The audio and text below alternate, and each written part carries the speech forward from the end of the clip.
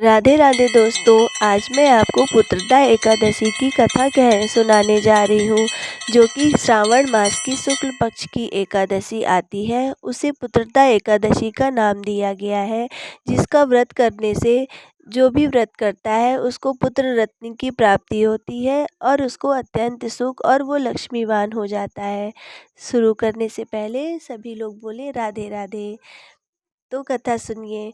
महाराज युधिष्ठिर ने पूछा, हे भगवान, आपने सफला एकादशी का महत्व बताकर बड़ी कृपा की। अब कृपा करके यह बतलाइए कि पौष शुक्ल एकादशी का क्या नाम है, उसकी क्या विधि है और उसमें कौन से देवता का पूजन किया जाता है। भक्त वत्सल भगवान श्री कृष्ण बोले, हे राजन, इस एकादशी का नाम पुत्रदा एकादशी है। इसमें भी नारायण भगवान की पूजा की जाती है। इस चर अचर संसार में पुत्रदा एकादशी के व्रत के समान दूसरा कोई व्रत नहीं है। इसके पुण्य से मनुष्य तपस्वी, विद्वान और लक्ष्मीवान हो जाता है। इसकी मैं कथा कहता हूँ, सो तुम ध्यान पूर्वक सुनो। भद्रावती नामक नगरी में सुकेतुमान नामक एक राजा राज्य करता था। उसके कोई पुत्र नहीं था। उसकी स्त्री का नाम शैव्या था। वह निपुत्री होने के कारण सदैव चिंतित रहा करती थी। राजा के पितर भी रो रो कर पिंड लिया करते थे और सोचा करते थे कि इसके बाद हमको कौन पिंड देगा।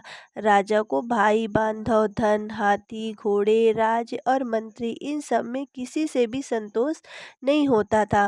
वह सदैव यही विचार करता था कि मेरे मरने के बाद मुझे कौन पिंडदान देगा। बिना पुत्र के पितरों और देवताओं का ऋण मैं कैसे चुका सकूंगा। जिस घर में पुत्र न हो उस घर में सदैव अंधेरा ही रहता है। इसलिए पुत्र उत्पत्ति के लिए प्रयत्न करना चाहिए। जिस मनुष्य ने पुत्र का मुख देखा है वह धन्य है। उसको इस लोक में यश और परलोक में शांति मिलती है, अर्थात उनको दोनों लोग सुधर जाते हैं। पूर्व जन्म के कर्म से ही इस जन्म में पुत्र, धन आदि प्राप्त होते हैं। राजा इसी प्रकार रात दिन चिंता में लगा रहता।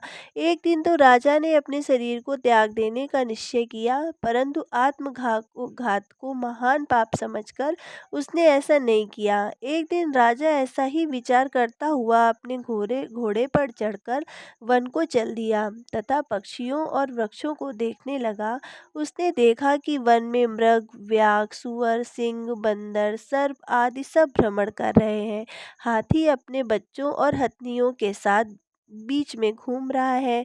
इस वन में कहीं तो गीदड़ अपने कर्कश स्वर में बोल रहे थे और कहीं उल्लू ध्वनि कर रहे हैं। वन के दृश्यों को देखकर राजा सोच विचार में लग गया। इसी प्रकार आधा दिन बीत गया।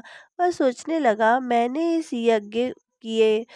कई यज्ञ किए, ब्राह्मणों को स्वादिष्ट भोजन से तृप्त किया, फिर भी मुझको दुख प्राप्त हुआ। क्यों? राजा प्यास के मारे अत्यंत दुखी हो गया और पानी की तलाश में इधर उधर फिरने लगा। थोड़ी दूरी पर राजा ने एक सरोवर देखा। उस सरोवर में कमल खिले थे तथा सारस, हंस, मगरमच्छ आदि विहार कर रहे थे। उस सरोवर के चारों तरफ मुनियों के आश्रम बने हुए थे। उसी समय राजा के दाहिने अंग फड़कने लगे।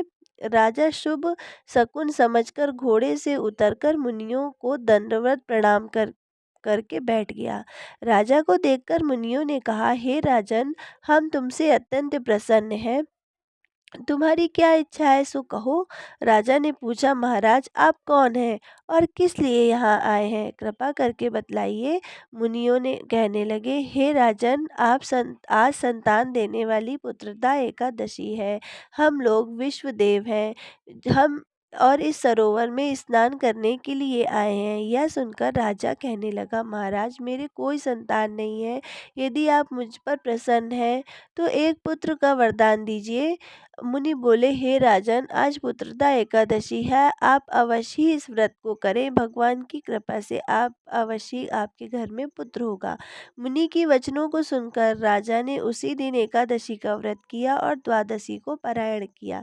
इसके पश्चात मुनियों को प्रणाम करके महल में वापस आ गया। कुछ समय बीतने के बाद रानी गर्भ धारण किया और 9 महीने के पश्चात एक पुत्र हुआ। वह राजकुमार अत्यंत सूरवीर, यशस्वी और प्रजापालक हुआ। कृष्ण बोले, हे राजन, पुत्र प्राप्ति के लिए पुत्रदा एकादशी का व्रत करना चाहिए। जो मनुष्य इस महात्म्य को पढ़ता है और सुनता है, अंत में स्वर्ग की प्राप्ति होती है और उसके सभी पापों का नष्ट होता है और वो इस लोक और परलोक में सुख भोग कर भगवान को के चरणों को प्राप्त करता है। कथा सुनने वालों भक्तों से सभी को राधे राधे। आपको मेरी कथा कैसी लगी, प्लीज़ लाइक और कमेंट करके ज़रूर बताइए। कथा सुनने के लिए ज़्यादा से ज़्यादा लोगों को शेयर करिए और मेरे चैनल को सब्सक्राइब करना ना भूलिए। राधे राधे दोस्तों। अब मैं अगले वीडियो में आपके लिए एक और नई कथा लेकर के आऊँगी, जैसे कि बहुला चौथ की कथा, हर छठ की कथा, जन्माष्टमी की कथा। राधे राधे दोस्तों।